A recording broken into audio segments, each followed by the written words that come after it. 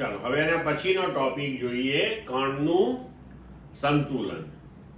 તો યંત્રશાસ્ત્રની અંદર કણનું સંતુલન એટલે એવી સ્થિતિ છે કે કણ પર લાગતું ચોખ્ખું બાહ્ય બળ, પરિણામી બાહ્ય બળ એ શૂન્ય હોય.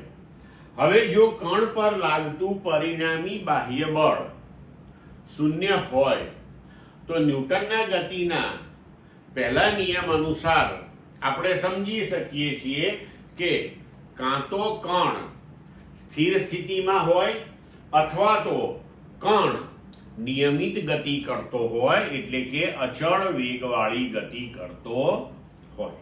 બરોબર છે. હવે કણનું સંતુલન આપણને જુદા જુદા કિસ્સાઓમાં કેવી રીતે મળી શકે? ધારો કે જો કોઈ કણ ઉપર બે બળ લાગતા હોય, બળ F1 અને બળ F2, બંને સદિશ સ્વરૂપે, બરોબર? તો કણનું સંતુલન એનો મતલબ એ થયો કે કણ પર લાગતું પરિણામી બાહ્ય બળ શૂન્ય થવું જોઈએ. તો એનો મતલબ એ થયો કે સિગ્મા F એટલે કે કણ પર લાગતા બળોનો સદિશ સરવાળો અહીંયા શૂન્ય થવો જોઈએ. બરોબર? તો જો બે બળ F1 અને F2 લાગતા હોય કણ ઉપર, તો એવા કિસ્સામાં F1 વત્તા F2 બરાબર શૂન્ય થવું જોઈએ. એટલે કે F1 બરાબર માઇનસ F2 હોવું જોઈએ. એટલે કે આ બંને બળો સમાન મૂલ્યના અને પરસ્પર વિરુદ્ધ દિશામાં હોવા જોઈએ.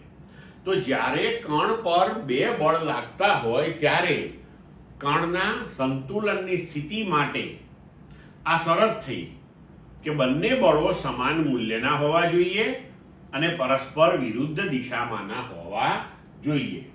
તો આકૃતિમાં દર્શાવ્યા મુજબની પરિસ્થિતિ હોઈ શકે. બરોબર? બંને બળ સમાન મૂલ્યના અને પરસ્પર વિરુદ્ધ દિશામાં હોવા જોઈએ. પણ ધારો કે હવે ત્રણ બળો લાગતા હોય, F1, F2 અને F3, તોય કણના સંતુલન માટે પરિણામી બાહ્ય બળ તો શૂન્ય હોવું જોઈએ. એનો મતલબ કે આ ત્રણેય બળોનો સદિશ સરવાળો શૂન્ય થવો જોઈએ, એટલે કે સિગ્મા F બરાબર શૂન્ય થવું જોઈએ.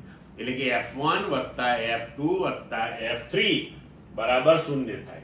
જો ઘટકોના સ્વરૂપમાં લખો તો ત્રણેય બળોના x ઘટકોનો સરવાળો શૂન્ય થાય, ત્રણેય બળના y ઘટકનો સરવાળો શૂન્ય થાય અને ત્રણેય બળોના z ઘટકનો સરવાળો શૂન્ય થાય. અને જો સદિશ સ્વરૂપે આપણે જોવા જઈએ તો આ ત્રણમાંથી કોઈ પણ બે બળોનો સદિશ સરવાળો એ મૂલ્યની દ્રષ્ટિએ ત્રીજા બળના મૂલ્ય જેટલો અને પરસ્પર વિરુદ્ધ દિશામાં થવો જોઈએ. જો આપણે અહીંયા આગળ એવું પણ લખી શકીએ કે F3 બરાબર માઇનસ F1 પ્લસ F2, એટલે કે આ બંનેનો સદિશ સરવાળો એ F3 ની વિરુદ્ધ દિશામાં હોવો જોઈએ અને મૂલ્યની દ્રષ્ટિએ F1 પ્લસ F2 એ F3 ના મૂલ્ય જેટલું જ થવું જોઈએ.